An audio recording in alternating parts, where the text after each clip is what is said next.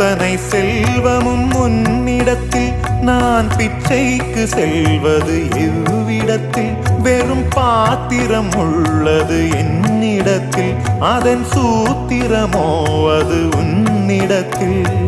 ஒரு முறையா இருமுறையா பல முறை பல பிறப்பெடுக்க வைத்தாய் புதுவினையா பழவினையா